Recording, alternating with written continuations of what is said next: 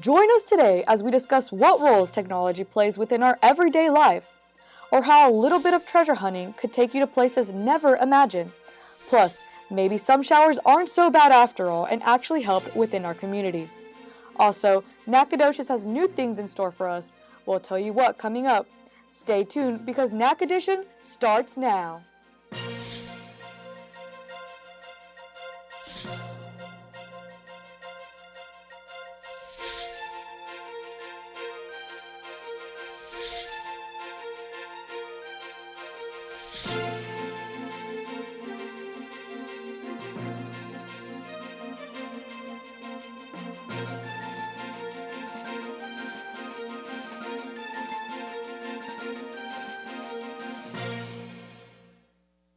Texas, I'm Delilah Gonzalez, and thank you for joining us on Nac Edition, where we give you all of your latest news and updates around your area. Today we start off with the topic of tech awareness.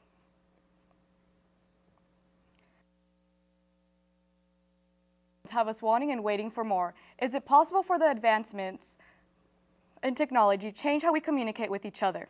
We send out our very own Iris Rios for more on the story. Cell phones, a portable device created in the 1970s by Martin Cooper, was once used to just make and receive calls without being tied to a desk. But it has now become the cultural phenomenon of our generation, and it's not just the advancement in phones that have changed. There are also computers, iPads, watches, and other fancy techs that have taken over our lives. But could it be that those certain advancements have affected the way we now communicate with one another? So it's very convenient to sit home and send a text to someone. It's even easier than calling them, and because you know that you're always going to get them, or you don't have to play phone tag. And so in part it's just easy. But I think we become so dependent of the technology to do all the talking for us, it's like we've forgotten what it's like to have a normal face-to-face conversation. And though this may not sound like a big deal, here's a psychological way to look at this. A study from 2015 suggests that mental health benefits of face-to-face conversations can reduce the risk of depression. People who meet constantly with friends and family without the use of technology are less likely to report symptoms of depression. And not only that, but what are some possible side effects that could happen to somebody who gives up their electronics for at least a day? I know that there have been studies in which people were asked to go without their devices, and they report all sorts of anxiety, right? Because instead of focusing on that device, whatever it is, they now don't know what to do with themselves, right? So they're no longer distracted. And so anxiety, kind of like if you were withdrawing from alcohol. Reporting for Nac Edition, I'm Iris Rios. All right, so as temperatures are starting to get warmer and you and your family are trying to figure out what to do and being outdoors is your thing, geocaching is something you might want to consider. Here's Kendra Kalisick with more on this high-tech hunt. If you're looking for another way to enjoy the outdoors, geocaching might be the adventure for you. Geocaching is a high-tech treasure hunt using a GPS and specific coordinates to find a hidden container or box other participants have hidden. The game is free, and all it takes is a quick app download from your smartphone. Around 2 million geocaches are hidden worldwide, from city parks, scenic overlooks, random places, and deep into the piney woods. No two geocaches are exactly the same. In fact, there are over a dozen different types you can find. It's true. Some of these hidden capsules can be challenging to find, but it's worth it to get out and explore your area in a whole new way. Some caches are big and will hold a bucket full of trade items. Other caches are small, even micro, and may only contain a log sheet. Geocachers from all over the world are posting their hunt. Some have found unique containers built out of Legos, and others have had to dive deep to find their capsule underwater. If geocaching sounds fun to you, remember the rules to the game are simple. If you take something, make sure you replace it with an item of equal or greater value. Log your find in the given logbook, and finally, make sure you share your experience at www.geocaching.com. With Jack TV2, I'm Kendra Kalisick. Thank you so much for watching. Since we're already on the topic of outdoors, last week's rainfall was highly beneficial to the plants around Nacogdoches, especially in the Arboretum. Here's Cami Hens with more.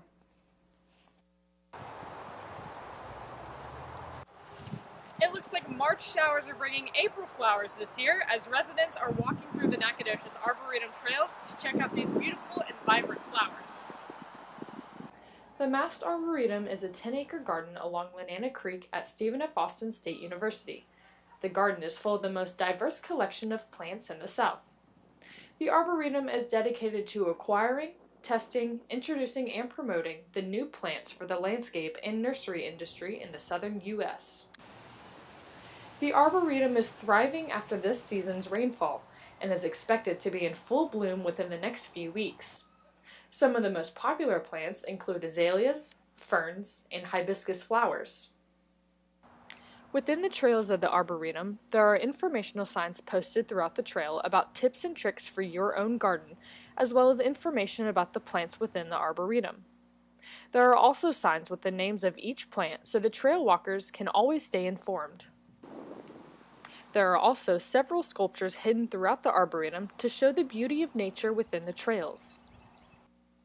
The Arboretum offers many educational programs in which schools and students from around the Nacogdoches area can come walk the trails and learn about the plants and animals that live within the gardens.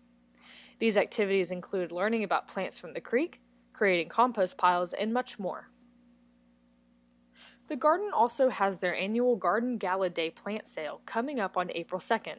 Here, over 300 different species of plants can be purchased for residents to take home and plant in their own garden. So make sure to get outside and walk the Arboretum trails. I'm Kami Hins reporting. And when we come back, find out new opportunities a well-known community is doing for Nacogdoches, ways to keep our SFA Purple Pride shining, and which unexpected member is moving on to accomplish a new task. Coming up next on Nac Edition.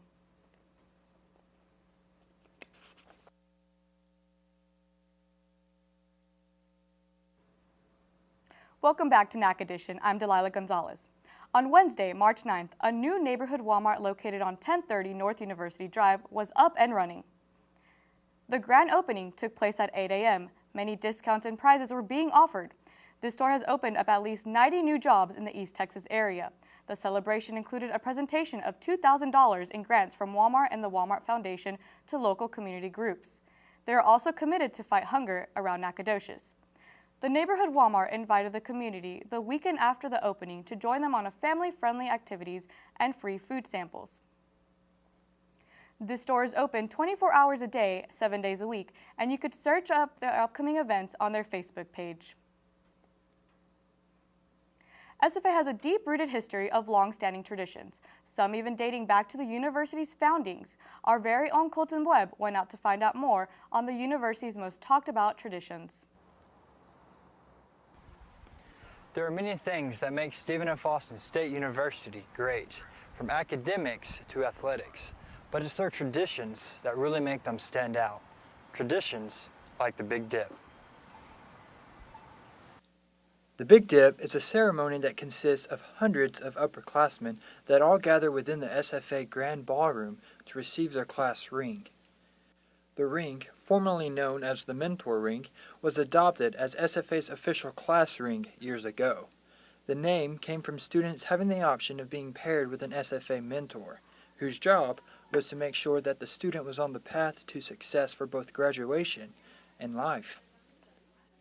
That option is no longer exclusive to students who buy a ring, but rather is open to any junior and senior willing to participate.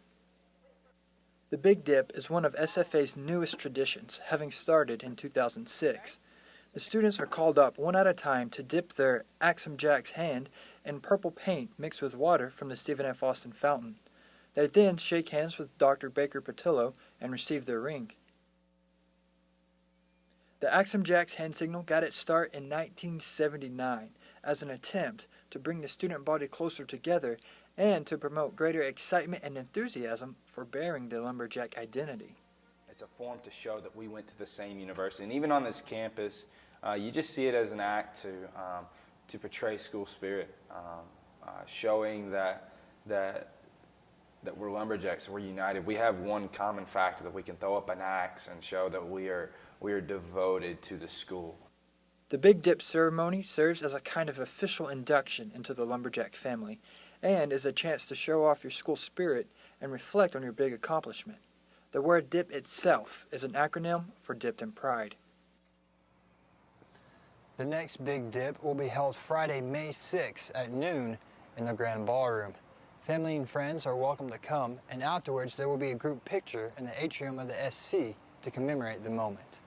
This has been Colton Webb reporting.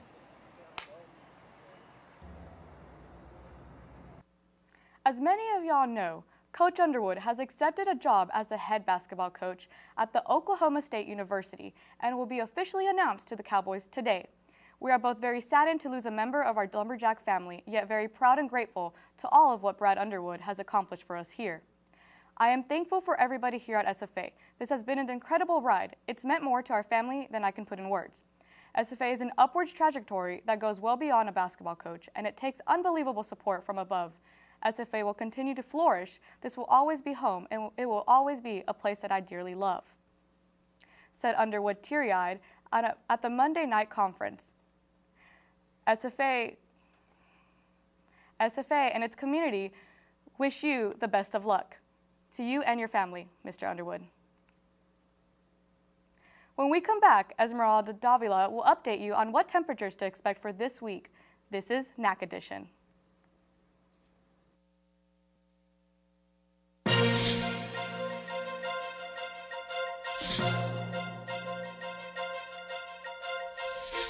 Good afternoon, East Texas. Let's get you started on some weather today. Here we have the map of the current temperatures. Over here on the East Coast, we have temperatures up in the north ranging from 35 to 50, and over here in New York, we have 60. As we move on down, we'll have temperatures in Florida ranging from the 70s to almost 80s. Up here in the north, we have some cooler temperatures ranging from 20s to 30s, so it's a little cooler up there. We move on down to Texas, and we have temperatures from the 70s over here on this side, and then as we move up, we have lower temperatures ranging from 60 to 59. We move to the west coast, and we have over here on California, and in California, we'll have temperatures ranging from 42 to 52, and then lower down here we'll have some 60-degree weather, all getting a little warmer. As we move on, we go to the current wind gusts. Over here in Florida, we'll have lower wind gusts ranging from 21 to 18 and 24. We move on up and it gets a little windier. It's up in the 20s. Then we move up here to Chicago, and it's same as down in Florida. In Texas, we'll have a little higher wind gusts from 38 to lower down here in 21. As we move over here to California, we have lower wind gusts, but it's still a little windy over here. It's getting a little windy. And now let's move to our Texas map. Over here in Nacogdoches, we have temperatures ranging from the 70s. As we move on up to up in northern Texas, we have temperatures from the 60s to 50s. Down in lower Texas, in Laredo, we have temperatures from 73 and lower. And then over here on the other side of Texas, we have temperatures ranging from 81 and higher 70s. Now let's take a look at the 5-day forecast. Tomorrow looks like we'll have a high of 66 with cloudy skies, and tomorrow night we'll have a low of 38. Also on Thursday, looks like we'll have a little % chance of rain, so keep your umbrellas close to you. Friday looks like a high of 72 with no chance of rain with sunny skies, and Friday night we'll have a low of 44.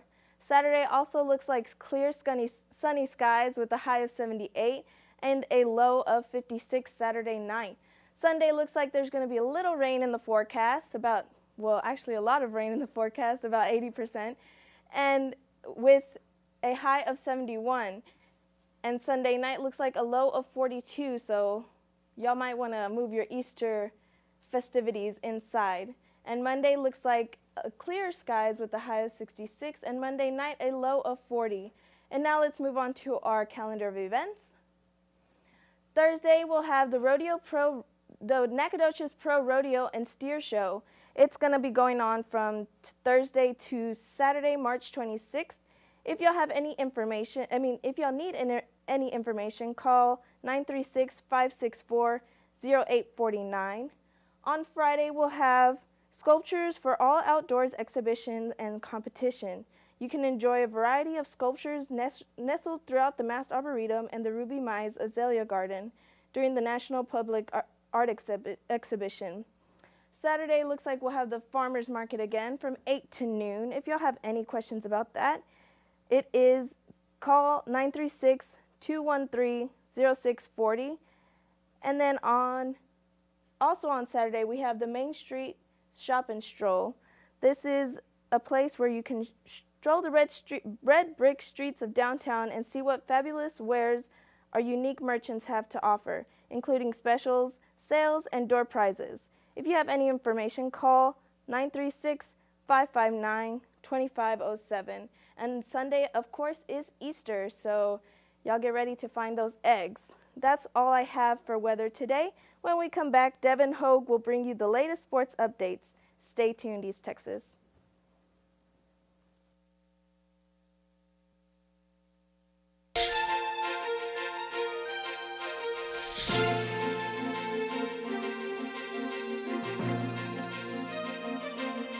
Welcome to Nac Edition Sports. I'm Devin Hogue here to update you on the latest news about our Lumberjacks teams.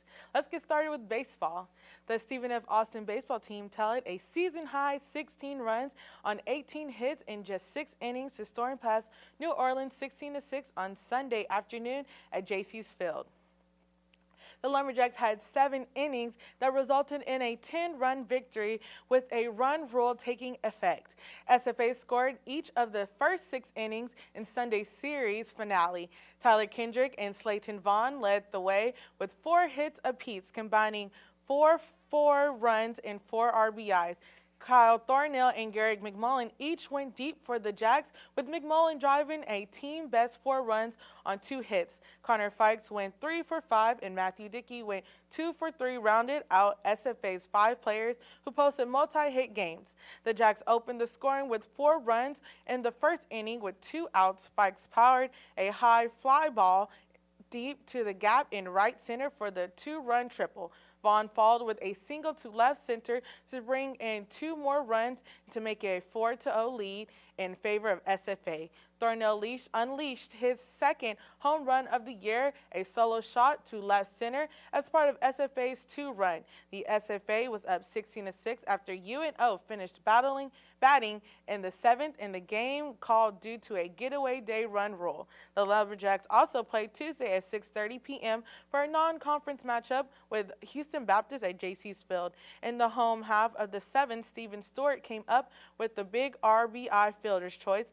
The Jacks got ahead to score on the 3rd Houston Baptist mistake of the night, and Jack Venezuela sacrifice flies plated and eventually game-winning score in SFA's 8-7 comeback victory over the Huskies at JC's Field on Tuesday night.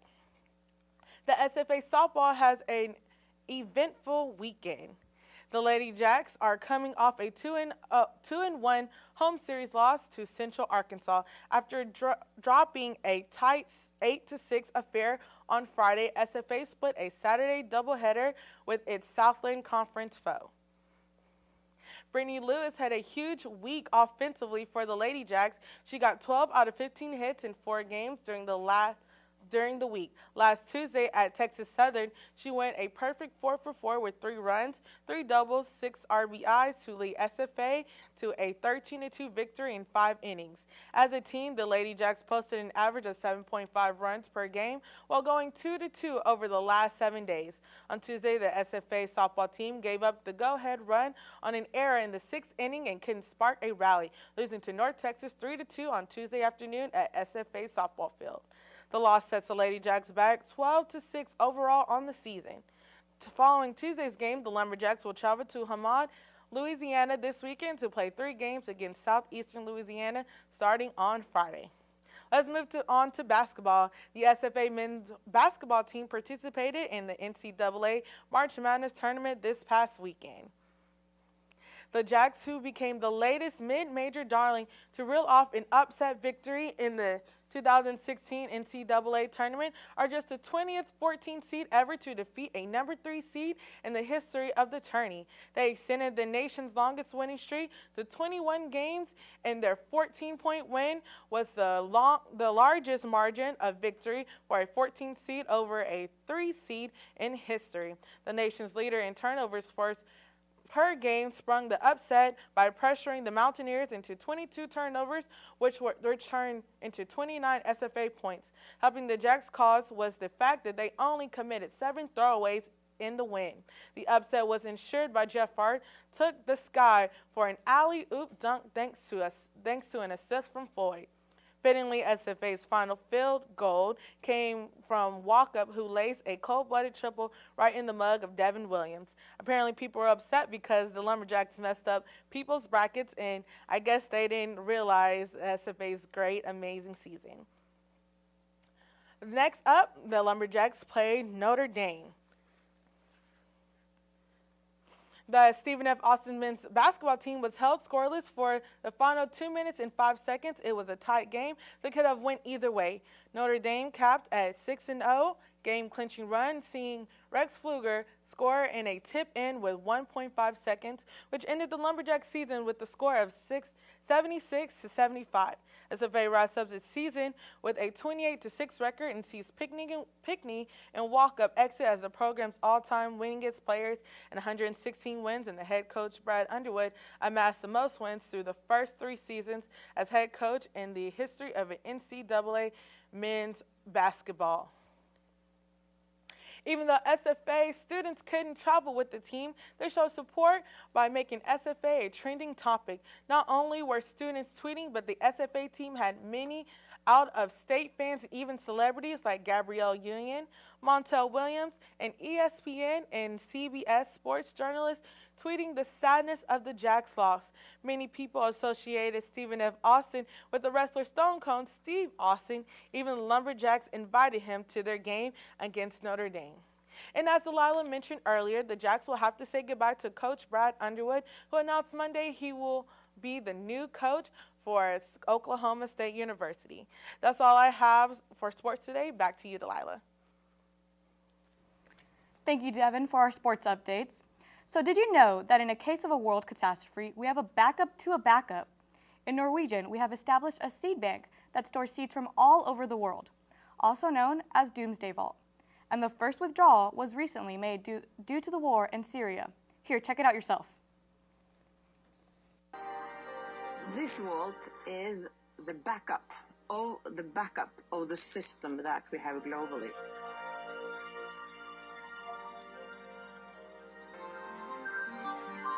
Brazil, Mexico, India, Zimbabwe, Azerbaijan.